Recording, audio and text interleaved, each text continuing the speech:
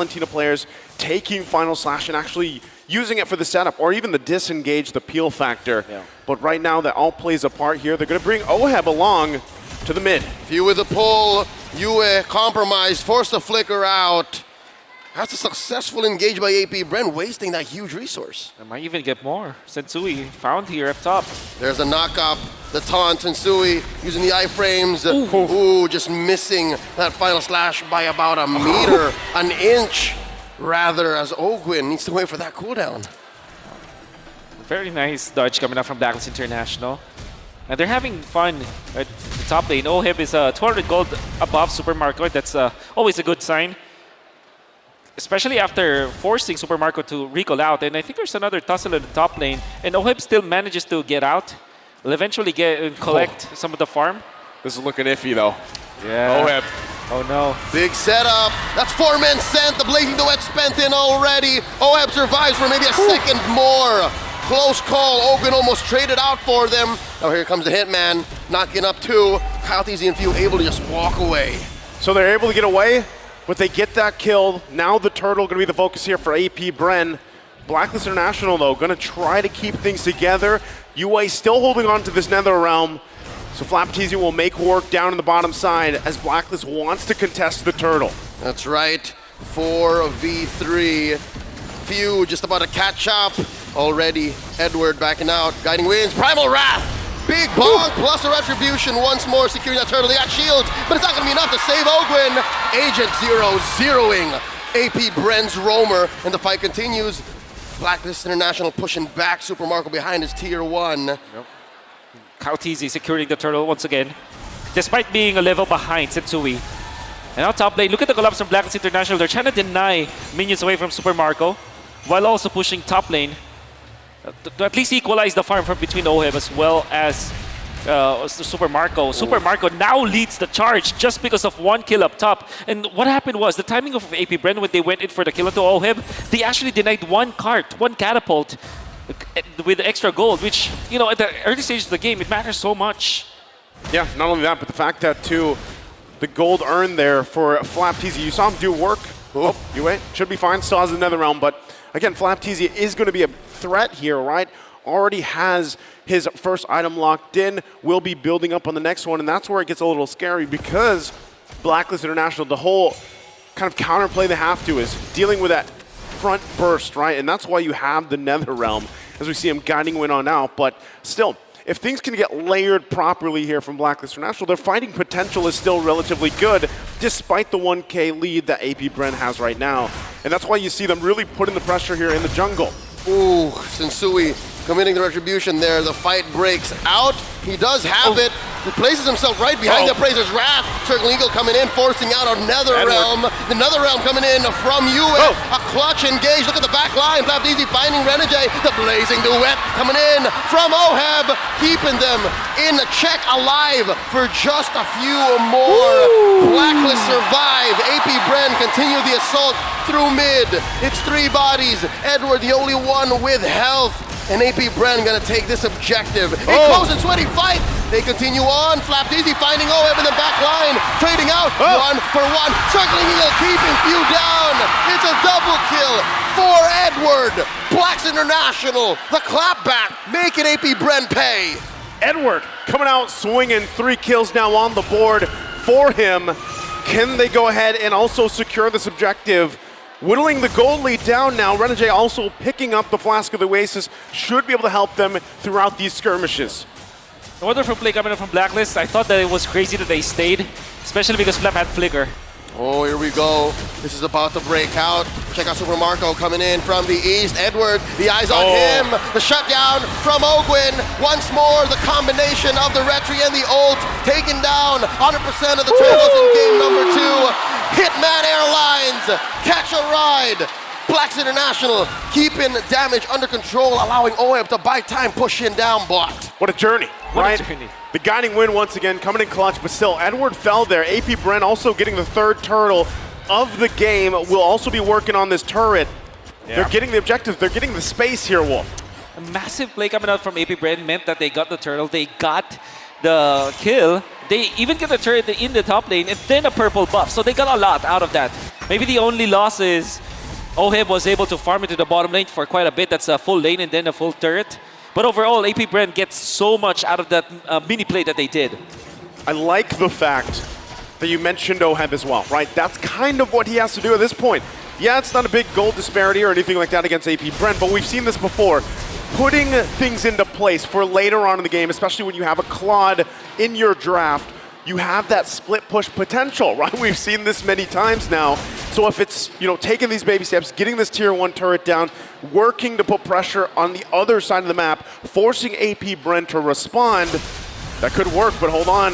Sensui walks into that bush, the pull from View, Renegade, of course he's circling Eagle, using it to disengage.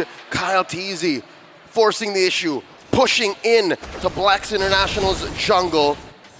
And what's interesting, between all of the factors you guys mentioned of how Blacklist might be able to clap back, again, very strong split push potential when it does come down to that. Again, you're seeing Oheb now sent to the top lane.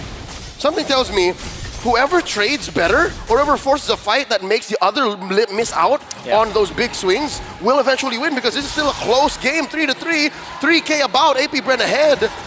Renegade is still able to check. And I completely agree with you on that. Because that also means that they will take more space. For example, APBren have been constantly pushing the envelope onto the purple buff. Cool. And now, the final slash, putting Edward right where it needs to be. The flicker up from Agent Zero. US saving him with another realm stolen away. Another realm from APBren as well. Flapped easy. Clap one. Edward falls. Super Marco. Sensui traded up for Clap easy. 4 for 1. 2K for Marco. Oheb the only one left. It's a bloodbath in that corridor in Blacklist's jungle. APBren again decisively getting 4 members of Blacklist International. It didn't look like it would be a huge gold lead for them in favor of power, but man, that fight just showed it. Woo. And Ogwin, if you just keeping Oheb at bay here. Lord now up though. Super Marco going to go ahead and work on it. We did say that APBren might be scared of getting the 1-1 because there's the Famous and there's the Valentino already, but now they have proven that they have a play around it. Just wait for the Netherrealm to be up, and then when Blacklist International copies the Netherrealm, what they do was to actually blow onto those shields. Flapteasy just flickers in with Ogwen. They know that their combination is enough to lock down the members of Blacklist International, allowing Super Marco to get the passive. And getting 3 marks means that you will get the ultimate. It's like APBren were preparing for Super Marco to take off, and that was a beautiful play on their side. Yeah, it's kind of scary when you think about it, because even when things try to fall in place for Blacklist International, when you see those team fights happening, APBren just pulls on through in the damage department. Now Lord going to be here in the mid lane. They're knocking on the doors, big item pickups as well for APBren as they get ready to assault Blacklist base. They're working on it. Final slash. Mid and bottom in sync. Lord taken care of by Blacklist. The waves are well managed. Circling Eagle here by Renegade, using it to disengage, knocking up a few minions on the way back. APBren taking this slow. They understand that Blacklist still have some firepower. Okay, shields taken out. Still working on the turrets though. Renegade could be in trouble. The final slash, putting him in. Few with the burn damage, taking down the Hitman. That's 1 off of the board for Black.